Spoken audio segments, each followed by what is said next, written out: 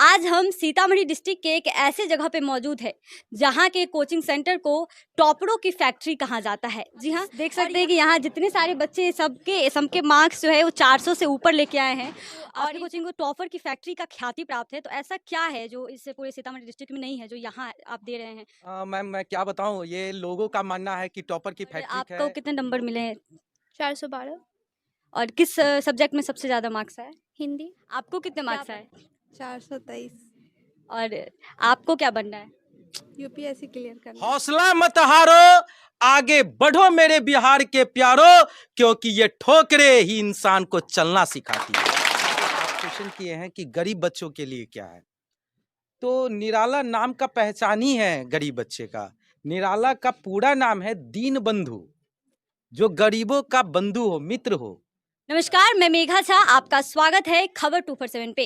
आज हम सीतामढ़ी डिस्ट्रिक्ट के एक ऐसे जगह पे मौजूद है जहाँ के कोचिंग सेंटर को टॉपरों की फैक्ट्री कहा जाता है। जी हाँ, और यहाँ के शिक्षकों ने बहुत ही पहले अब की बार 400 पार का नारे के साथ शुरुआत कर दिया था। तो आइए जानते हैं इनके अब की बार 400 पार के नारे के आगे क्या लक्ष्य है।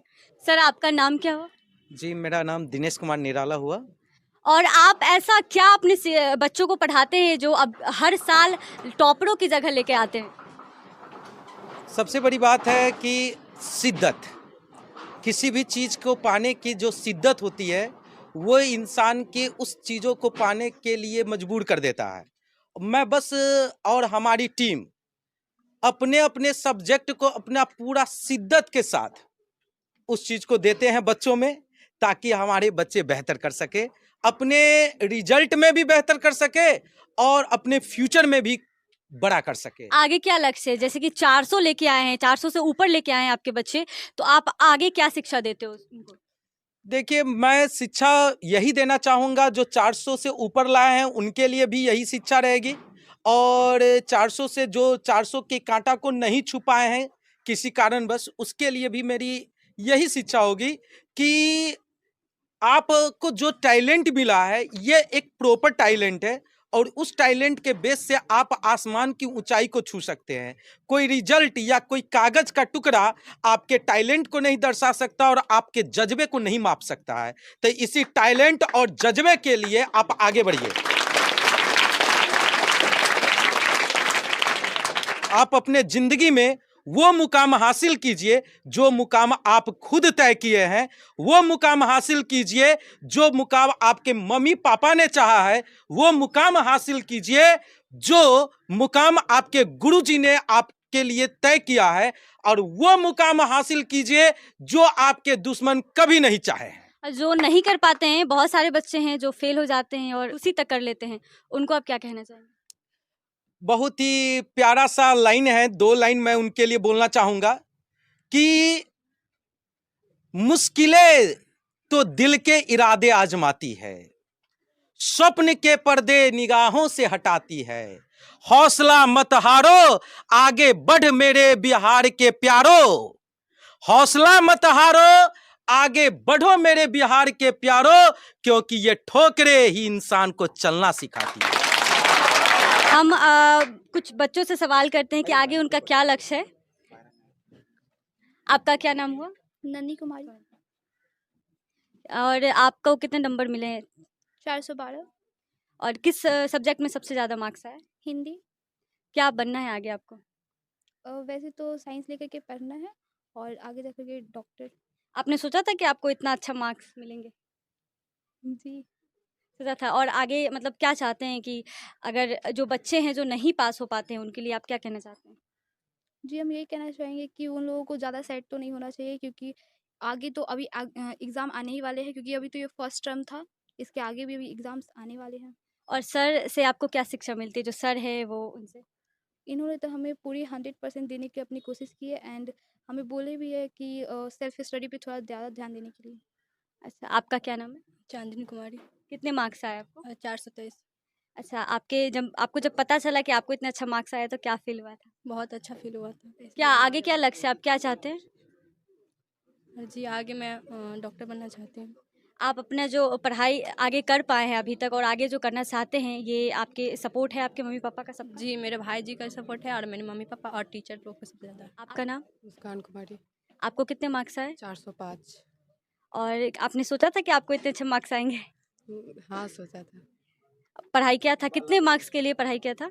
हम 400 प्लस के लिए ही आपके पढ़ाई फेवरेट किए। शिक्षक कौन है यहाँ पे? हमारे बल्हा बैच के जितने टीचर हैं हमारे फेवरेट हैं। सबसे अच्छा सब्जेक्ट कौन-सा लगता है? हमको सबसे अच्छा सब्जेक्ट हिंदी लगता है। हिंदी। और सबसे अच्छा मार्क्स हिंदी में आया होगा? या अच्छा, आगे क्या बनना है? हम बैंकर।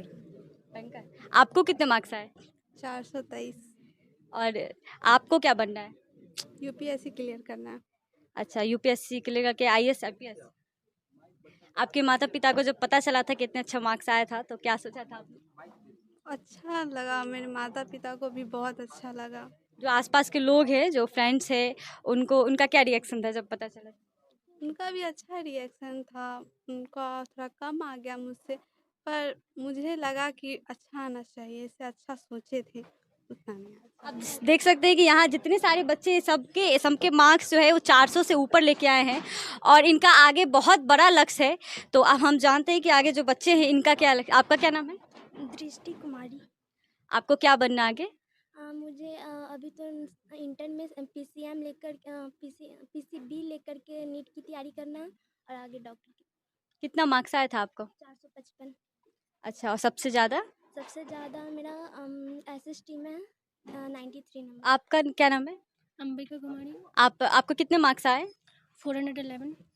और आपको जब पता चला था कि इतने अच्छे मार्क्स से आप पास, क्योंकि हालांकि लोग एक्सपेक्ट ज़्यादा करते हैं लेकिन कम आते हैं, तो आपने क्या किया था? कुछ नहीं, अच्छा लगा बट आपने एक्सपेक्ट नहीं किया था कि आपको इतने अच्छे मार्क्स आएंगे? नहीं, एक्सपेक्ट तो था, पूरे फैमिली को था। जब पता चला था तो मम्मी पापा का क्या रिएक्शन था? बहुत अच्छा रिएक्शन था। मिठाइयाँ बंटवाई थी? नहीं, उतनी भी खुश नहीं हुई थी, बट हुई थी। उतनी भी खुशी नहीं हुई थी? कुछ ज़्यादा 400 से पार, इतनी भी खुशी नहीं? कुछ ज़्यादा एक्सपेक्ट था। अच्छा, कितना था फिर भी? 450। अच्छा, क्या बनना है आपको? पहले तो इंटरमीडिएट से पीसीबी लेना है, फिर नीट क्रैक करना है, देन उसके बाद मेडिकल लाइन में जाना है। अच्छा, मेडिकल लाइन में जाना है, बहुत अच्छी बात है। आपका क्या नाम है? अंजलि कुमारी।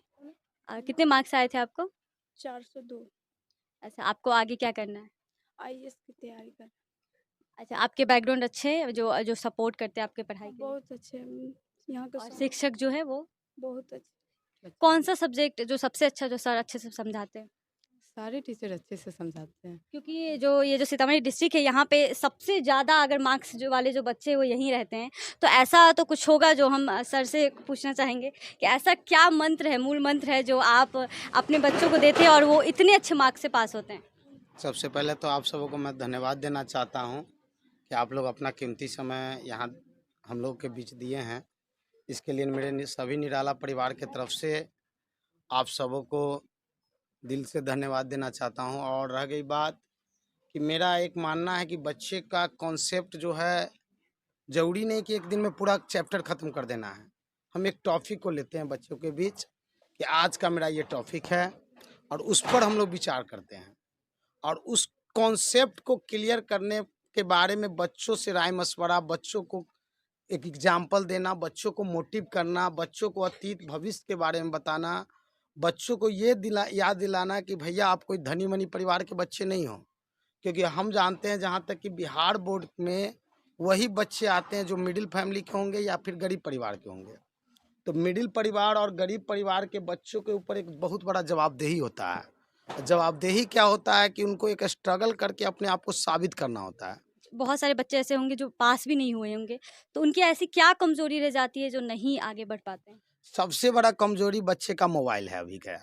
अभी का जो समय है ना, तो मोबाइल से ये तो बहुत सबसे कुछ बड़ा सीखने को भी कमजोरी। मिलता है। बहुत नेगेटिव बच्चे मोटिव होते हैं उससे। आपको पता है कि मोबाइल के माध्यम से बच्चे के अंदर नकारात्मक सोच ज़्यादा आता है, पॉजिटिव सोच बहुत ही कम बच्चे वहाँ से ले पाते हैं। ये बात सच है कि मोबाइल ज्ञान का भंडार है, वहाँ से आप ए लॉट ऑफ ज्ञान ले सकते हैं। लेकिन सबसे पहला बात है कि बच्चे का उम्र जो होता है, 10th के जो बच्चे होते हैं उसका उम्र मुश्किल से मुश्किल 13-14 साल का होता है, जो किशोरावस्था के श्रेणी में आता है। और किशोरावस्था में बच्चे को सबसे ज़्यादा माइंड विचलित होता है, उसको मनोरंजन का साधन वो मोबाइल को देखता है। और वहाँ से वो अपने आप को करियर पर कम फोकस करके मोबाइल पर ज़्यादा समय देता है। ये उसका सबसे बड़ा वायरस पॉइंट है। बिहार में जो है वो सुपर 30 बहुत फेमस हुआ था, जिस पे फिल्म भी बनी थी, और मुझे लग रहा है कि सुपर 30 के बाद ये सेकंड जगह लेने वाला है। तो हम सर से कुछ पूछना चाहेंगे कि क्या जो सुपर 30 के बाद आपका जो कोचिंग सेंटर है वो उसका जगह ले सकता है? मैम सही है कि आप सुपर 30 पटना की बात कर रहे हैं, आनंद सर की। इससे पहले भी हम सुपर 30 बैच चला चुके हैं यहाँ, और वहीं से हम अपना मैं भी यहीं से पढ़ी हूँ। हाँ, अच्छा, यहीं से हमारा सपना शुरू हुआ, और 30 बच्चे को हम सेलेक्ट किए बैच से, और 30 में 30 बच्चे को मैंने उस समय भी टॉपर दिया था। लगभग ये बात 2014 की होगी क्या भैया? 2014 की बात है ये। और आप मैम मेरे भैया से यानी गणेश सर से आप क्वेश्चन किए हैं कि गरीब बच्चों के लिए क्या है, तो निराला नाम का पहचान ही है गरीब बच्चे का। निराला का पूरा नाम है दीन बंधु, जो गरीबों का बंधु हो, मित्र हो, उसे दीन बंधु, और दीन बंधु को ही निराला कहा गया तो है। क्या फीस क्या है जो सारे बच्चे अफोर्ड कर पाते हैं और जो नहीं कर पाते?